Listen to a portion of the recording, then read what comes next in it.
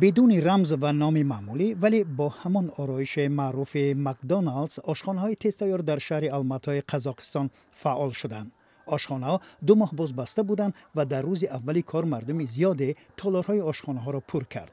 اکثریت می‌خواست داند که جای مکدونالدز را کی گرفته است و اکنون مزه غذای آن چگونه است. این آشخانه از قزاقستان رفته بود و اکنون با نام خودش برگشت. اگر مکدونالدز نباشد کشور بی‌آبرو می شود. نمیخواهم مثل روسیه باشیم.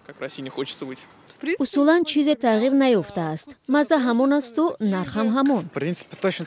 همان مکدونالدز پیشتر است. هیچ تغییری ندیدم. من زیاد در آشخانه های مکدونالدز تناول کردم. هیچ تغییر مشاهده نکردم. طوری به نظر می رسد بازگشت مکدونالدز را نه تنها ساکنان الماتا بلکه مهمانان خارجی و به ویژه روس‌ها منتظر بودند. من محلی نیستم. من از مسکو می باشم. به من غذا معقول شد. همون مکدونالدز قدیمی است. اینجا خدمت و مزه غذا بهتر است. به من اصلا این مکان آفتابی معقول است.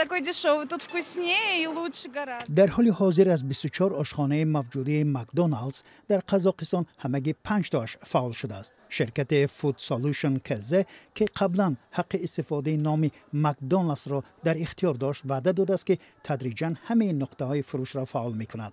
شرکت خاطر نشان کرده است که تمام اشیاء ضروری را دسترس نموده است و تمام کارگران با شرایط و معاش پیشتر به کار برمیگردند.